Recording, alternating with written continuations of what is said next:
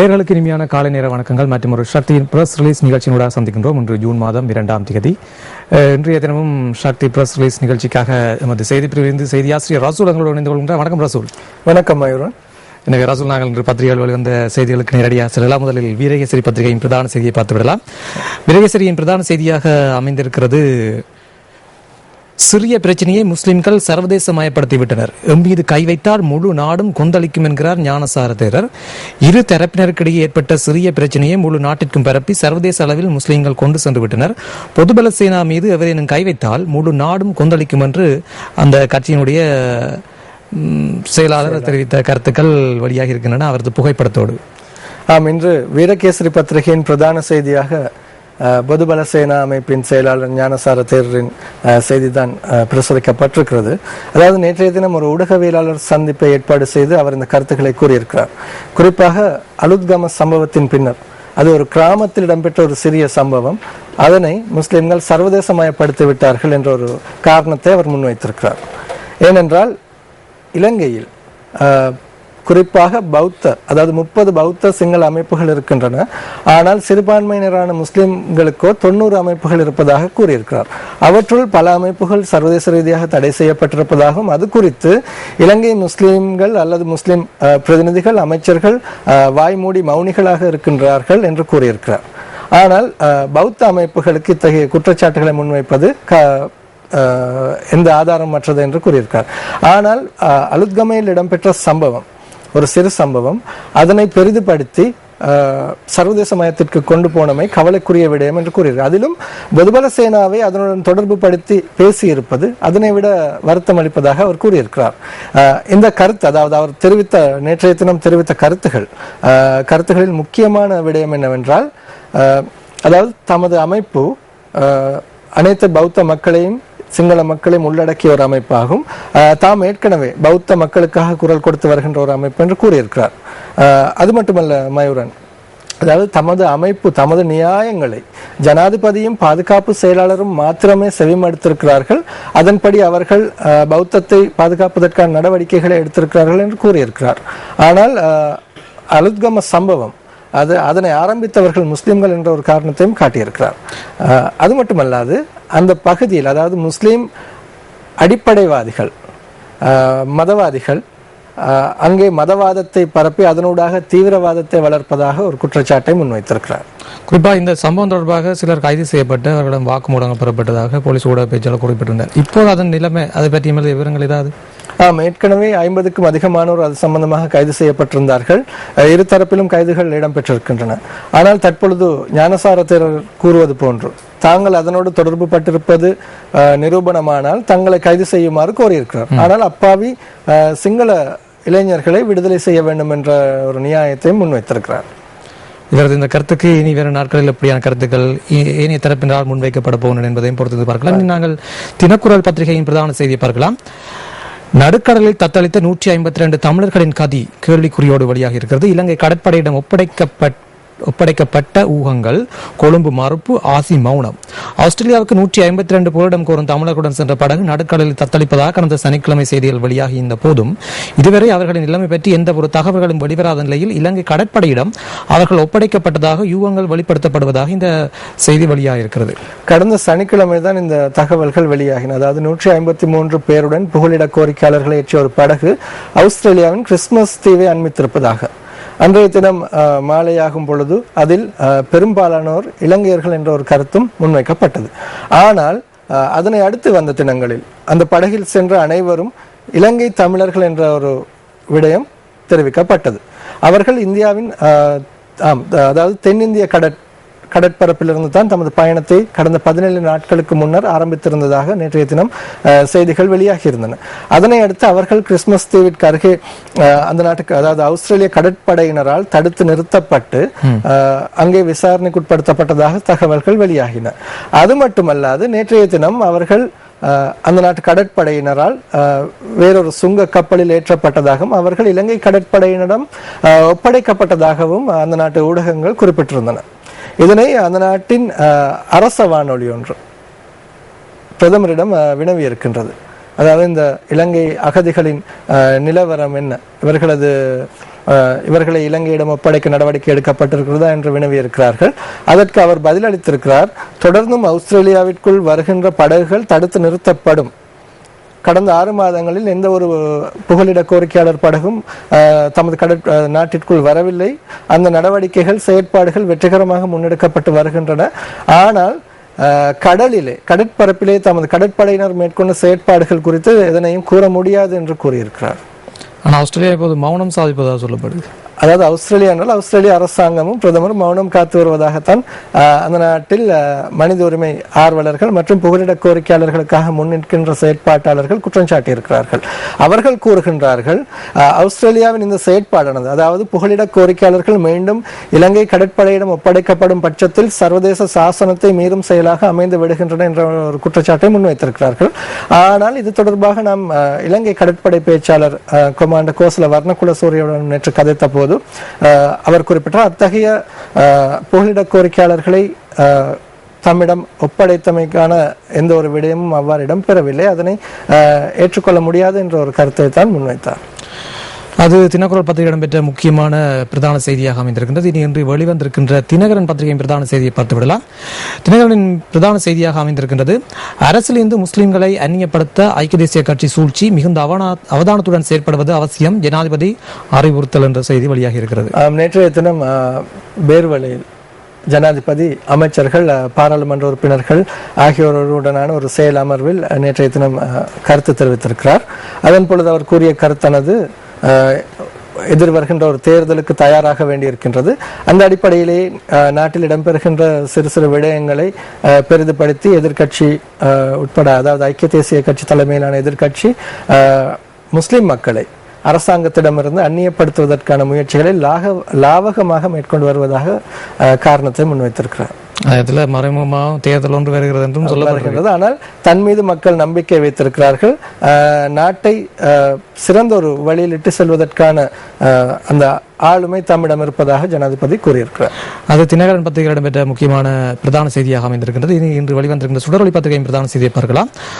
அழுத்கம தாக்குதலை மூடி மறைத்து பலசேனாவை பாதுகாக்கும் அரசு, ரணில் பகிரங்க குற்றச்சாட்டு, ஊடக தணிக்கைக்கும் எதிர்ப்பு என்று இந்த செய்தி பிரதான செய்தியாக வெளிவந்திருக்கிறது சுடரொளியில்.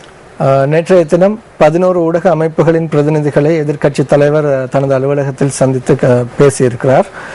அதன் பின்னர் அவர் ஊடகங்களுக்கு கருத்து தெரிவித்த பொழுது, அலுத்கம சம்பவத்திற்கு முன்னரும் பின்னரும் ஊடகவியலாளர்கள், அதாவது பிராந்திய ஊடகவியலாளர்கள் தாக்குதலுக்கு இலக்காகியுள்ளதாக குறிப்பிட்டிருக்கிறார். ஏற்கனவே இந்த சம்பவம் அதாவது மறைமுக உத்தியோகப்பற்ற ஒரு ஊடக தணிக்கை முன்வைக்கப்பட்டிருப்பதாக குற்றம் சாட்டியிருக்கிறார். என்னவென்றால், அந்த சம்பவம், அலுத்கம சம்பவத்தை அடுத்து அரசாங்கம் ஊடகங்களுக்கு அதனை அந்த நிகழ்வுகள், அந்த சம்பவத்தை வெளியிட வேண்டாம் என்ற ஒரு காரணத்தை காட்டி அதனை தடுத்திருப்பதாக அவர் கூறியிருக்கிறார். இது ஊடக சுதந்திரத்திற்கு அச்சுறுத்தலை விளைவிப்பதாக எதிர்க்கட்சி தலைவர் சுட்டிக்காட்டியிருக்கிறார். அது சுடரொளி பத்திரிகை நான் பிரதான செய்தி. இனி நாங்கள் இன்று வெளிவந்திருக்கின்ற மெட்ரோ நியூஸின் பிரதான செய்தியை பார்க்கலாம். சாய்ந்தமருதுவில் தௌஹீத் ஜமாத் அலுவலகம் மீது தாக்குதல், பிரதேச பாதுகாப்பு அதிகரிக்கப்பட்டுள்ளதாக போலீசார் தெரிவிப்பு என்று இந்த செய்தி அமைந்திருக்கிறது. கல்முனையில் இடம்பெற்ற ஒரு சம்பவம் கடந்த ஞாயிற்றுக்கிழமை. அந்த அமைப்பினால் திறந்து வைக்கப்பட்ட தகரத்திலான ஒரு மண்டபம், தௌஹீத் ஜமாத் அமைப்பினால் அது தாக்குதலுக்கு இலக்காகி சேதமாகி இருக்கின்ற செய்திகள் தான் அறிய கிடைத்திருக்கின்றது. இனி மெட்ரோ நியூஸின் ஏனைய செய்திகளையும் பார்த்து விடலாம். குருநாகல் போலீஸ் நிலைய சார்ஜன் தன்னைத்தானே தலையில் சுட்டு காயம். குருநாகல் போலீஸ் நிலையத்தைச் சேர்ந்த போலீஸ் சார்ஜன் ஒருவர் நேற்று காலை தன்னைத்தானே துப்பாக்கியால் சுட்டுக் கொண்டுள்ளதாக போலீஸ் ஊடக பிரிவு தெரிவித்திருக்கின்றது. இது தொடர்பான செய்திகளை எமது பிரதான செய்திகள் நியூஸ் ஃபர்ஸ்ட் செய்திகளில் நாம் நேற்றைய தினம் ஒளிபரப்பியிருந்தோம். அதாவது இந்த சார்ஜன் கழிவறைக்குள் வைத்து அவரது தலையில் சூடு நடத்தப்பட்டிருப்பதாகத்தான் தெரிவிக்கப்பட்டது. ஆனால் போலீஸ் விசாரணைகளை எடுத்து பின்னர் அவர் தன்னைத்தானே தலையில் சுட்டுக் கொண்டதாகத்தான் தகவல்கள் வெளியாகி இருக்கின்றன. பேருவளை நகரசபை ஆளுங்கட்சி உறுப்பினர் விபத்தில் உயிரிழந்தார், மகனுக்கு காயம் என்ற ஒரு செய்தி வெளியாக இருக்கிறது. அதைவிட பேருவளை நகரசபை அதை செய்துதான் திரும்பி பார்த்துட்டோம்.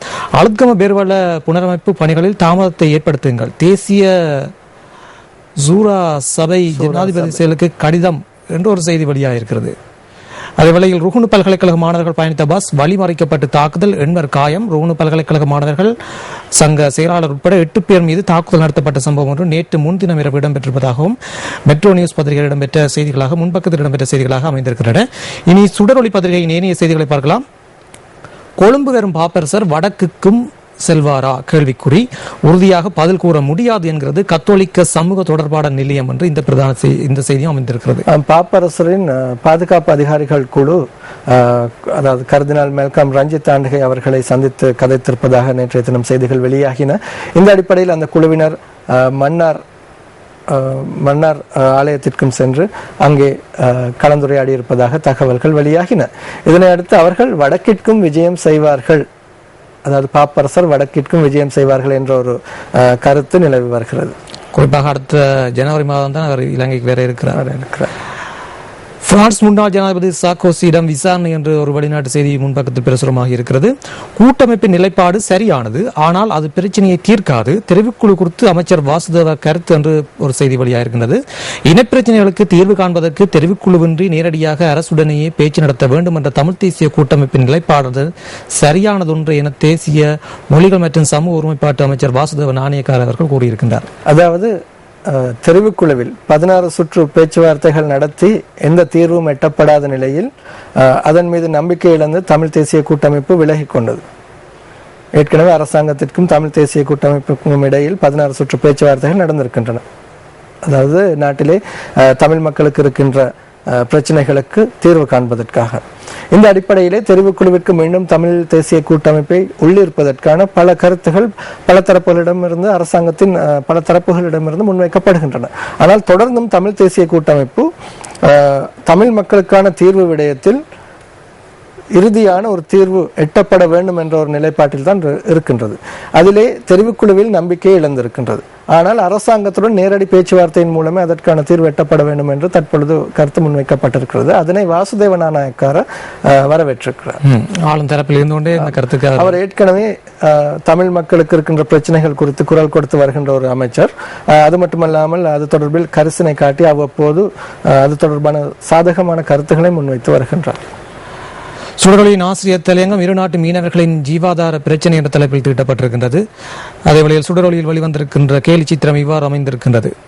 சாக் ராக்கெட்டோடு நரேந்திர மோடி இருக்கின்றார். இங்காலே சாக்கு போக்கு ராக்கெட்டோடு இலங்கை ஜனாதிபதி, அங்கே பேங்கி மூனை மையப்படுத்தி இந்த கேலி சித்திரம் வரையப்பட்டிருக்கின்றது. அவை இன்று வெளிவந்த சுடரொலி பத்திரிகை இடம்பெற்ற முக்கியமான செய்திகளும் கேலி சித்திரத்தையும் பார்த்திருக்கணும். இனி நாங்கள் தினகரன் பத்திரிகை நேரிய செய்திகளை பார்க்கலாம். இலங்கை புகலிட கோரிக்கையாளர் குறித்து கருத்து வெளியிட முடியாது.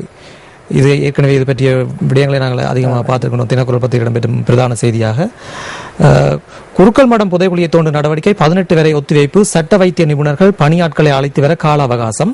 மட்டக்களப்பு குருக்கள் மடம் புதைகுழிகளை தோண்டும் நடவடிக்கைகள் எதிர்வரும் ஆகஸ்ட் மாதம் 18ஆம் தேதி வரை பிற்போடப்பட்டுள்ளது. புதைகுழிகளை நேற்று 1ஆம் தேதி தோண்டுவதற்கு நீதிவான் உத்தரவிட்ட போதும் அதற்கான சாத்தியங்கள் இல்லாமை குறித்து களுவாஞ்சிக்குடி போலீசார் நேற்று நீதிமன்றத்தில் தெரிவித்ததை அடுத்து எதிர்வரும் ஆகஸ்ட் மாதம் 18ஆம் தேதிக்கு புதைகுழிகள் தோண்டுவதை களுவாஞ்சிக்குடி சுற்றுலா நீதிமன்ற நீதிபதி ஒத்திவைத்திருப்பதாக இந்த செய்தி வெளியாக இருக்கிறது. நேற்றைய தினம் தோண்டுவதற்கான அனுமதியை ஏற்கனவே நீதிமன்றம் வழங்கியிருந்தது. அதாவது மட்டக்களப்பு மாவட்டத்திலே 2வது தடவையாக காணாமல் போனோர் தொடர்பான ஜனாதிபதி விசாரணை ஆணைக்குழுவில் தெரிவிக்கப்பட்ட முறைப்பாடுகள் சாட்சி விசாரணைகளை அடுத்து தான் இந்த தீர்மானம் எடுக்கப்பட்டிருந்தது முறைப்பாடுகளுக்கு அமைய. ஆனால் களுவாஞ்சிக்குடி சட்ட வைத்திய அதிகாரியினால் மாத்திரம் அந்த நடவடிக்கைகளை மேற்பார்வை செய்வதில் சிரமம் காணப்படுவதாக போலீசார் நீதிமன்றத்திற்கு அறிவித்திருக்கிறார்கள். அந்த தோண்டும் நடவடிக்கையின் பொழுது அதனை மேற்பார்வை செய்வதற்கு மேலும் நிபுணர்கள் குழு ஒன்று நியமிக்கப்பட வேண்டும் என்ற ஒரு கோரிக்கை முன்வைக்கப்பட்டிருக்கிறது. இதனை ஆராய்ந்த நீதிமன்றம் அந்த நடவடிக்கைகளை 18ஆம் தேதிக்கு ஒத்திவைத்திருக்கின்றது. தினகரனில் இடம்பெற்ற ஏனைய செய்திகளையும் பார்க்கலாம். ஆயுதங்களை ஒப்படைப்பதற்கான கால வரையறை முடிவு. அலுத்கம மற்றும் வேர்வழி பிரதேசங்களில் மறைத்து வைக்கப்பட்டுள்ளதாக சந்தேகிக்கப்படும் ஆயுதங்களை கண்டுபிடிப்பதற்காக போலீஸ் விசேட அதிரடிப்படையுடன் இணைந்து போலீசார் விசேட தேடுதல் நடவடிக்கைகளை ஆரம்பித்துள்ளதாக போலீஸ் ஊடக பேச்சாளர் அலுவலகம் தெரிவித்திருப்பதாக ஒரு செய்தியும், கிராண்ட் பாஸ் சூடு கொலைக்கு பயன்படுத்திய ஆட்டோ மீட்பு என்று ஒரு செய்தி வெளியாக இருக்கிறது.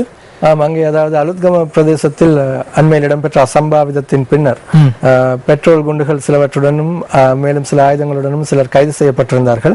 அந்த அடிப்படையிலே அங்கே ஆயுதங்கள் மறைத்து வைக்கப்பட்டிருப்பதாக கூறப்படுகின்ற குற்றச்சாட்டுகளை அடுத்து பாதுகாப்பு தரப்பினர் தீவிர சோதனைகளை மேற்கொண்டு வருவதாக அந்த தகவல் குறிப்பிடுகிறது. நீதி விபத்துக்களை குறைப்பதில் பாதசாரிகள் பங்கு முக்கியம் என்று தினகரனின் ஆசிரியர் தலையங்கம் அமைந்திருக்கின்றது. அவை இன்று வெளிவந்த தினகரன் பத்திரிகை இடம்பெற்ற முக்கியமான செய்திகளாக அமைந்திருக்கின்றன. இனி நாங்கள் தினக்குரல் பத்திரிகையின் ஏனைய செய்திகளை பார்க்க போகின்றோம். இந்துக்கள் மதமாற்றம் விக்னேஸ்வரன் என்ன கூறப்போகிறார்? இலங்கையில் தமிழ் இந்துக்கள் பல்வேறு தரப்புகளாலும் மதமாற்றம் செய்யப்படுவது குறித்து வடக்கு முதலமைச்சர் விக்னேஸ்வரன் என்ன கூறப்போகிறார் என பொதுபல சேனா அமைப்பு கேள்வி எழுப்பியிருக்கிறது. இதுவும் நேற்றைய தினம் இடம்பெற்ற ஊடகவியலாளர் சந்திப்பின் போது தெரிவிக்கப்பட்ட கருத்து. அதாவது அண்மையில் இடம்பெற்ற அலுத்கம சம்பவம், அதனை அடுத்து வடமாகாண சபையில் தீர்மானங்கள் நிறைவேற்றப்பட்டிருக்கின்றன. அது மட்டுமல்லாமல் ஹர்த்தால் அனுஷ்டிக்கப்பட்டது. மாகாண சபையில் எதிர்ப்பு தெரிவிக்கப்பட்டிருக்கிறது. தமிழ் மக்கள் பல தரப்பினர் எதிர்ப்பு நடவடிக்கைகளை மேற்கொண்டிருந்தார்கள். இந்த அடிப்படையிலே தமிழ் தேசிய கூட்டமைப்பு ஒரு அதாவது அழைப்பை விடுத்திருந்தது. முஸ்லிம் மக்களும் தமிழ் மக்களும் இணைந்து இத்தகைய அசம்பாவிதங்கள் மற்றும் இத்தகைய செயற்பாடுகளுக்கு எதிராக ஒன்று சேர்ந்து நடவடிக்கைகள், அதாவது ஒன்று சேர்ந்து எதிர்ப்பை காட்ட வேண்டும் என்று. இதற்கு பதிலடியாகத்தான் பொதுபல சேனா அமைப்பு நேற்றைய தினம் ஊடகவியலாளர் சந்திப்பில் தமது கருத்தை தெரிவித்திருக்கிறது. அதாவது இந்துக்கள் மதமாற்றம் செய்யப்படுவதற்கு இவர்கள் என்ன கூறப் போகின்றார்கள் என்ற ஒரு கேள்வியை முன்வைத்திருக்கிறது. அடுத்து பாப்பரசர் மடுவுக்கும் செல்வார் என்று ஒரு செய்தி வழியாக இருக்கிறது பற்றிய கேள்வி பார்த்திருக்கிறோம். அலுத்கம இனக்கலவரத்தின் பின்னர் உத்தியோகப்பற்ற செய்தி தணிக்கை சந்திப்பில் ரணில் கடும் சாடல் என்ற ஒரு செய்தி வழியாக இருக்கிறது. அங்கே மற்றொரு விடயத்தை குறிப்பிட வேண்டும் மயூரன். அதாவது பிராந்திய ஊடகவியலாளர்கள் மீதான தாக்குதல்கள், ஏற்கனவே நடத்தப்பட்ட தாக்குதல்கள் குறித்து நவநீதம் பிள்ளையின் அறிக்கையில் குறிப்பிடப்பட்டிருப்பதாகவும், அத்துடன் ஏற்கனவே அண்மையில் இடம்பெற்ற சம்பவங்கள் தொடர்பில் சர்வதேச தரப்புகளுக்கு தாம் தெளிவுபடுத்தப் போவதாகவும் ரணில் விக்ரமசிங்க கூறியிருக்கிறார். சமூக ஒருமைப்பாட்டு வாரம் 14ஆம் தேதி ஆரம்பம். எதிர்வரும் 14ஆம் தேதி முதல் 20ஆம் தேதி வரையான காலப்பகுதியை சமூக ஒருமைப்பாட்டு வாரமாக தேசிய மொழிகள் மற்றும் சமூக ஒருமைப்பாட்டு அமைச்சினால் பிரகடனப்படுத்தப்பட்டிருப்பதாக செய்தி வழியாக இருக்கிறது. அதைவிட கச்சதீவு இலங்கைக்கு சொந்தம் மோடி அரசும் கூறுகின்றது. கச்சதீவில் தமிழக மீனவர்களுக்கு மீன்பிடிக்க உரிமை இல்லை என்று உச்சநீதிமன்றத்தில் மத்திய அரசு மனு தாக்கல் செய்துள்ளது. கச்சதீவில் தமிழக மீனவர்கள் மீன்பிடிக்க அனுமதி வேண்டும் என்று உச்சநீதிமன்றத்தில் மீனவர் பேரவை சார்பில் வழக்கு தொடரப்பட்டிருக்கிறது. இந்த தலையங்கம் இப்படி இருக்கிறது. ஆம், மீனவர்கள் உரிமைகளுக்கான அமைப்பு வழக்கு தாக்கல் செய்திருந்தது. கச்சத்தீவில் மீனவர்களுக்கு அதாவது தமிழக மீனவர்களுக்கு மீன்பிடிப்பதற்கான அனுமதி மீள பெற்றுக் கொடுக்கப்பட வேண்டும் என்ற ஒரு கோரிக்கையை முன்வைத்து மனு தாக்கல் செய்திருந்தது. அதற்கு இந்திய மத்திய அரசு, அதாவது மோடி தலைமையிலான அரசாங்கம் பதில் மனு தாக்கல் செய்திருக்கிறது. அதிலே குறிப்பிடப்பட்டுள்ள விடயங்கள் என்னவென்றால், 74 மற்றும் 76 உடன்படிக்கைகளின் பிரகாரம் கச்சத்தீவு இலங்கைக்கு சொந்தமான ஒரு தீவாக பிரகடனப்படுத்தப்பட்டிருக்கிறது. அந்த அடிப்படையில் தமிழக மீனவர்கள், அதாவது இந்திய மீனவர்கள் கச்சத்தீவிலே இளைப்பாறுவதற்கும் தமது வலைகளை உலர்த்துவதற்கும் உரிமை இருக்கின்றது. ஆனால் அங்கே மீன் பிடிப்பதற்கான உரிமை இல்லை என்ற ஒரு காரணத்தை வலியுறுத்தி இருக்கிறது. அது மட்டுமல்ல, மீனவர் சங்கங்கள் தற்பொழுது அதிர்ச்சியுற்றிருக்கின்றனவாம் தமிழகத்திலே. என்னவென்றால், ஏற்கனவே காங்கிரஸ் ஆட்சியின் போது கடைபிடிக்கப்பட்ட கொள்கை, அதாவது இந்த மீனவர்கள் விடயத்திலே, கச்சத்தீவு விடயத்திலே, அதே கொள்கையைத்தான் மோடி அரசாங்கமும் கடைபிடிக்கின்றதா என்ற ஒரு அதிர்ச்சியை அவர்கள் மத்தியில் தோற்றுவித்திருக்கிறது. இந்த அடிப்படையில் மீனவர் சங்கங்கள் சுட்டிக்காட்டும் ஒரு விடயம் இருக்கின்றது. அதாவது சுஷ்மா ஸ்வராஜ், தற்போதைய வெளிவிவகார அமைச்சர், இந்திய மோடி தலைமையிலான அமைச்சின் வெளிவிவகார செயலாளர், தேர்தல் பிரசாரத்தின் பொழுது ராமேஸ்வரத்தில் குறிப்பிட்டிருந்தாராம், கச்சத்தீவை மீள பெற்றுக் கொடுப்பதற்கான நடவடிக்கைகளை தமது அரசாங்கம் மேற்கொள்ளும் என்ற ஒரு வாக்குறுதி.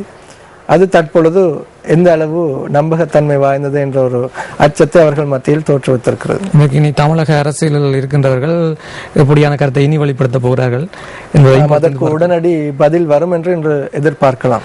பௌத்த சக்திகள் மீது கை வைத்து தற்கொலைக்கு முயற்சிக்க வேண்டாம். ஆளுத்கமையில் ஏற்பட்ட வன்முறைக்கு பொதுபல சேனாவை காரணம் என்றால் உரிய ஆதாரங்களுடன் நம்மை கைது செய்யுங்கள். ஆனால் ஆளுத்கம சம்பவத்துடன் தொடர்பட்டிருப்பதாக கூறி கைது செய்யப்பட்டுள்ள அப்பாவி சிங்களஞர்களை விடுதலை செய்ய வேண்டும் என்ற தலைப்பில் இந்த செய்தி வழியாக இருக்கிறது. தினக்கோளின் ஆசிரியர் தலையங்கம் சத்திர சிகிச்சை வசதியின்றி உலகில் 200 கோடி மக்கள் என்று ஆசிரியர் தலையங்கம் திட்டப்பட்டிருக்கு. அதே வேளையில் குறிப்பாக அந்த ஆசிரியர் தலையங்கத்தை பார்த்தால் மயூரன், இருதய சத்திர சிகிச்சைக்குட்பட்டவர்கள், அதாவது வைத்தியசாலைகளிலே அதாவது காத்திருக்க வேண்டிய நிலைமை ஏற்பட்டிருப்பதாக தான் நமக்கு அறிய கிடைக்கின்றது. அதாவது இந்த நடவடிக்கைகள் வைத்தியசாலைகளில் அதற்கான சகல வசதிகளும் காணப்பட்ட போதிலும் இடையிலே சில தாமதங்கள் ஏற்படுகின்றன. சில வைத்திய பரிசோதனைகள், அது மட்டுமல்லாமல் அதற்கான நவீன கருவிகளின் பற்றாக்குறைகள் போன்ற காரணங்கள் இருக்கின்றன. இனி தினக்குரலின் கேள்வி சித்திரத்தை பார்க்கலாம். சாட்சியம் அளிப்போரின் பாதுகாப்பை அரசாங்கம் உறுதி செய்ய வேண்டும் என்று தமிழ் தேசிய கூட்டமைப்பு கூறுகின்றது. அங்கே குண்டான் தடியோடு ஒருவர் இருப்பதை பார்த்துக் கொண்டிருப்பதை காணக்கூடியதாக இருக்கிறது. அதாவது ஐக்கிய நாடுகளின் சர்வதேச விசாரணைக்கு குழு நியமிக்கப்பட்டிருக்கின்றது. 3 விசேட நிபுணர்கள் நியமிக்கப்பட்டிருக்கிறார்கள். இந்த அடிப்படையில் இலங்கை மீதான விசாரணைகள் தற்போது துரிதப்படுத்தப்பட்டிருப்பதாக சர்வதேச செய்திகள் தெரிவிக்கின்றன. எனவே இலங்கை மக்கள், அதாவது இலங்கையிலே பாதிக்கப்பட்ட மக்கள் சாட்சியம் அளிப்பதற்கான வாய்ப்பு அளிக்கப்படுவதுடன் அவர்களின் பாதுகாப்பு உறுதி செய்யப்பட வேண்டும் என்று தமிழ் தேசிய கூட்டமைப்பு வலியுறுத்தி வருகின்றது. அதனைத்தான் இங்கே கார்ட்டூனாக சித்தரிக்கப்பட்டிருக்கிறது. அவை இன்று இடம்பெற்ற தினக்குரல் பத்திரிகையின் செய்திகள். இனி நாங்கள் வீரகேசரியின் ஏனைய செய்திகளை பார்க்கலாம். இலங்கை போரிட கோரிக்கையாளர்கள் குறித்து கருத்து வெளியிட ஆசி பிரதமர் மறுப்பு. ஏற்கனவே நாங்கள் பார்த்திருக்கின்றோம். புதிய கடற்படை தளபதியாக ரியர் அட்மிரல் ஜெயந்த பெரேரா நேற்று பதவியேற்றுக் கொண்டதாக அவரது புகைப்படத்துடனான செய்தி வெளியாக இருக்கிறது. ரயில் தடம் புரண்டதால் வடக்கு கிழக்குக்கான சேவைகள் ரத்து. பொல்ஹாவிலைக்கும் பொதுகர ரயில் நிலையத்துக்கும் இடைப்பட்ட பிரதேசத்தில் ரயில் ஒன்று தடம் புரண்டதை தொடர்ந்து நேற்று காலை முதல் இன்று காலை வரை வடபகுதியை நோக்கிய பல ரயில் சேவைகள் ரத்து செய்யப்பட்டிருப்பதாக செய்தி வெளியாக இருக்கிறது. குறிப்பாக திருகோணமலை, மட்டக்களப்பு, பளை வரையான ரயில் சேவைகள் பாதிக்கப்பட்டிருக்கின்றன. அதாவது நேற்றைய தினம் ரயில் தடம் புரண்டதால் அந்த தண்டவாளத்திலும் சேதங்கள் ஏற்பட்டிருக்கின்றன. ஆனால் தடம் புரண்ட ரயில் தண்டவாளத்தில் நிறுத்தப்பட்டிருக்கின்றது. சேதமடைந்த தண்டவாளத்தை திருத்தும் பணிகள் முன்னெடுக்கப்பட்டிருக்கின்றன. இன்றைய தினத்திற்குள் அந்த பணிகள் பூர்த்தி அடைந்து ரயில் சேவைகள் வழமைக்கு திரும்பும் என்று ரயில்வே கட்டுப்பாட்டு நிலையம் நம்பிக்கை தெரிவித்திருக்கிறது. பொதுபல சேனாவுடன் தொடர்பென நிரூபித்தால் பதவி விலக தயார். பாதுகாப்பு செயலாளர் அறிவிப்பு. ஜனாதிபதி மஹிந்த ராஜபக்ச அழைப்பு விடுத்தால் நிச்சயம் அரசியலுக்கு வருவேன். ஆனால் தற்போது பதவியில் உள்ள அரசியல்வாதிகளை விட அதிகம் என்னால் செய்ய முடியும் என்பதை உறுதியாக கூறுகிறேன் என்று பாதுகாப்பு செயலாளர் கோத்தாபய ராஜபக்ச தெரிவித்திருப்பதாக இந்த செய்தி அவரது புகைப்படத்தோடு வெளியாகி இருக்கிறது. அண்மையில் வெளியான ஊகங்கள் தற்பொழுது ஓரளவு ஊர்ஜிதமாவதை அவதானிக்க முடிகின்றது இந்த செய்தியின் மூலம். குறிப்பாக பாராளுமன்ற உறுப்பினர் அஸ்வர் அவர்களை வேறு பதவிக்கு மாற்றிவிட்டு பாதுகாப்பு செயலாளரை அரசியலுக்குள் உள்ளிருப்பதற்கான நடவடிக்கைகள் மேற்கொள்ளப்படுவதாகத்தான் குறிப்பிடப்படுகிறது. அதே நேரம் அவர் தெரிவித்திருக்கின்ற கருத்தும் அவர் அரசியலுக்குள் பிரவேசிக்கலாம் என்ற ஒரு எதிர்பார்ப்பை தோற்றுவித்திருக்கிறது. அதேபோல குறிப்பிட்ட தற்போது பதவியில் உள்ள அரசியல்வாதிகளை விட அதிகம் செய்ய முடியும் என்று கூறியிருக்கிறார். ஜனாதிபதியின் அழைப்பு வரும் வரை காத்திருக்கிறார். கச்சதீவில் மீன்பிடிக்க இந்திய மீனவர்களுக்கு உரிமை இல்லை. மேல் நீதிமன்றில் மோடி அரசு மனு என்று ஏற்கனவே நாங்கள் பார்த்த விடயம் ஒன்று வெளியாக இருந்தது. தமிழ் கூட்டமைப்பினர் மோடியை சந்தித்தாலும் இலங்கை மீது இந்தியா அழுத்தம் பிரயோகிக்காது. அமைச்சர் கெஹலிய ரம்புக்வெல தெரிவிப்பு. அதாவது ஜனநாயக நாடான இலங்கை ஒரு இறைமையுள்ள ஒருமைப்பாடுடைய ஒரு நாடாகும். எனவே தமிழ் தேசிய கூட்டமைப்பும் ஒரு அரசியல் கட்சி என்ற ரீதியில் நரேந்திர மோடியை சந்திப்பதற்கான உரிமை அவர்களுக்கு இருக்கின்றது. அதிலே எமக்கு எந்த ஆட்சேபமும் இல்லை. ஆனால் நரேந்திர மோடி அரசாங்கம் அல்லது இந்தியா இலங்கை மீது எந்த ஒரு அழுத்தத்தையும் பிரயோகிக்காது என்று ஆணித்தரமாக அமைச்சர் கெஹலிய ரம்புக்வெல கூறியிருக்கிறார். அதாவது ஏற்கனவே இலங்கை விடயங்கள் தொடர்பில் இந்தியாவுடன் கலந்துரையாடி இலங்கைக்கு, அதாவது தமிழ் மக்களுக்கு தீர்வு பெற்றுக் கொள்வதற்காக இலங்கைக்கு இந்தியா அழுத்தம் கொடுக்க வேண்டும் என்ற ஒரு காரணத்தை தான் தமிழ் தேசிய கூட்டமைப்பு உட்பட தமிழ் தரப்புகள் குறிப்பிடுகின்றன. இந்த அடிப்படையிலே அமைச்சரின் கருத்து இந்தியா இலங்கை மீது எந்த ஒரு அழுத்தத்தையும் பிரயோகிக்காது என்பதாக இருக்கின்றது. உண்மை நிலவரத்தை மறைக்கவே உத்தியோகபூர்வமற்ற ஊடக தணிக்கை என்று ஒரு செய்தி அழுத்தமாக விவகாரம் பற்றியதாக ரணில் விக்ரமசிங்க தெரிவித்த கருத்துக்கள் வெளியாக இருக்கின்றன. அதைவிட இன்று வெளிவந்திருக்கின்ற வீரகேசரியின் கேலி சித்திரம் இவ்வாறு அமைந்திருக்கிறது. நல்லதுக்கு காலம் இல்லை, நாம இருக்கும் பூமியிலே என்று ஞானசார தேரர், பொதுபல சேனா அமைப்பின் பொது செயலாளர் ஞானசார தேரருக்கு அமெரிக்கா வழங்கியிருந்த 5 வருட விசா தற்காலிகமாக ரத்து செய்யப்பட்டு அவரது அமெரிக்கா விஜயம் மேற்கொள்ள முடியாதவாறு நடவடிக்கைகள் எடுக்கப்பட்டிருக்கின்றன. இது அண்மைய சம்பவங்களின் எதிரொலியாகத்தான் இருக்கின்றன. ஏற்கனவே அவரது பேஸ்புக்கில் இருந்து அதாவது பொதுபல சேனா அமைப்பின் கணக்குகள் முடக்கப்பட்டிருக்கின்றன. இந்த அடிப்படையிலே இதனை அதாவது அமெரிக்காவும் இதனை கவனத்தில் கொண்டிருப்பதாகத்தான் நேற்றைய தினம் இணையதள செய்திகளில் வெளியாகி இருந்தன. இந்த அடிப்படையில் தான் அதனை சித்தரிக்கும் வகையில் இந்த கார்ட்டூன் அமைந்திருக்கிறது. வீரகேசரியின் ஆசிய தலையங்கம் நாட்டின் பாதுகாப்புக்கு அச்சுறுத்தலாக அமையும் துப்பாக்கி சூட்டு சம்பவங்கள் என்ற தலைப்பில் திட்டப்பட்டிருக்கிறது. அண்மை காலமாக துப்பாக்கி சூட்டு சம்பவங்கள் பல அதிக அளவில் இடம்பெற்று வரும். போலீசார் மீதான துப்பாக்கி சூடுகள், போலீசாரை கடத்தி தாக்கிவிட்டு துப்பாக்கி சூடு சம்பவங்கள் மேற்கொண்ட பல சம்பவங்கள் பதிவாகி இருக்கின்றன. அது மட்டுமல்லாமல் அண்மையில் கிராண்ட் பாஸில் நடைபெற்ற சம்பவத்தை மையமாக கொண்டு இந்த ஆசிரியர் தலையங்கம் அமைந்திருக்கிறது. குறிப்பாக ரசூல், நேற்றைய தினத்தில் குறிப்பாக செய்திகளில் முக்கிய இடம்பெற்ற இன்னும் ஒரு விடயம் எமது செய்திகளில் கூட இந்த ஐநா மனித உரிமைகள் அமைப்பாக நியமிக்கப்பட்டிருந்த அந்த 3 குழுவினர்களில் ஒருவர் நேற்று தினம் தனது கருத்துக்களை வெளிப்படுத்தியிருந்தார். இலங்கை தொடர்பான விசாரணைகள் இடம்பெறும் என்று. அது தொடர்பாக நேற்றைய தினம் பிரதான செய்தியாக அமைந்திருந்தது எமது நியூஸ் ஃபர்ஸ்ட் செய்திகளில் இவர் பாகிஸ்தானை சேர்ந்த நீதி, அதாவது ஒரு நீதித்துறையோடு சம்பந்தப்பட்ட ஒரு நிபுணர் அஸ்மா ஜஹாங்கீர் இவர் பிபிசிக்கு கூறியிருக்கிறார். அதாவது ஏற்கனவே இலங்கை அரசாங்கம் பாராளுமன்றத்திலே சர்வதேச விசாரணைக்கு எதிராக பிரேரணை நிறைவேற்றி இருக்கின்றது. இலங்கை எதிர்க்கின்ற பட்சத்தில் உங்களது விசாரணைகள் எவ்வாறு அமையும் என்று கேள்வி எழுப்பப்பட்டிருக்கிறது. அதற்கு அவர் குறிப்பிட்டிருக்கிறார், ஏற்கனவே உலகின் பல நாடுகள், அதாவது வடகொரியா போன்ற நாடுகளில் அந்த நாட்டிற்கு வெளியிலிருந்து விசாரணைகள் மேற்கொள்ளப்பட்டிருக்கின்றன. அதே நேரம் அதற்கான சாட்சியங்களும் வேறு நாடுகளிலிருந்து அதாவது பல்வேறு வடிவங்களில் சாட்சியங்கள் பெற்றுக்கொள்ளப்பட்டிருக்கின்றன. பாரபட்சமற்ற நீதியான விசாரணை முன்னெடுக்கப்படும், அதில் எந்த சந்தேகமும் இல்லை. அதன் பிரகாரம் எமது குழு செயற்படும் என்று ஒரு கருத்தை அவர் முன்வைத்திருக்கிறார். அதேவிட அவர் குறிப்பிட்ட இன்னொரு முக்கியமான விடயம், பாதிக்கப்பட்ட மக்களின் கருத்துக்கள், அதைவிட இரு தரப்பினரின் கருத்துக்கள் கூட ஏற்றுக்கொள்ளப்படாத பற்றி தீர விசாரிக்கப்படும். ஆமா, அவர்கள் தமது விசாரணைக்கு தேவையான தரப்புகளை அதாவது அவர்களுக்கு கிடைக்கின்ற சாட்சியங்கள், அதற்கேற்ற அவர்களது அறிக்கைகளின் பிரகாரம் அந்த தரப்புகளை அணுகுவார்கள். அவர்களது பதில், அதாவது அவர்களது பதிலை பொறுத்துத்தான் அவர்களது அடுத்த கட்ட சாட்சிகளும் அமையும் என்று குறிப்பிடப்பட்டிருக்கிறது. ஆனால் இலங்கை அரசாங்கமோ இலங்கையோ அவர்களுக்கு இங்கே வந்து சாட்சிகளை முன்னெடுப்பதற்கு தடையாக இருக்கும் பட்சத்தில் அவர்களது விசாரணைகளை தடையின்றி வேறு நாடுகளிலிருந்து முன்னெடுக்க முடியும் என்ற ஒரு காரணத்தை அவர் தெளிவாக கூறியிருக்கிறார். இது சம்பந்தமாக கடந்த சில நாட்களுக்கு முன்னும் பத்திரிகைகளும் அப்படியான செய்திகள் வெளிவந்திருந்தன. அவைதான் இன்று பத்திரிகை இடம்பெற்ற முக்கியமான செய்திகளை நாங்கள் சக்தி பிரஸ் ரிலீஸ் நிகழ்ச்சியோட கொண்டு வந்திருக்கிறோம். நன்றி ரசூல், இணைந்து கொண்டமைக்கு நன்றி மாயரன். மீண்டும் நாளை காலை வேளையில் சக்தி பிரஸ் ரிலீஸ் நிகழ்ச்சியோட சந்திக்கலாம். தொடர்ந்து குட் மார்னிங் ஸ்ரீலங்கா நிகழ்ச்சியோடு இணைந்திருங்கள். வணக்கம் நேயர்களே.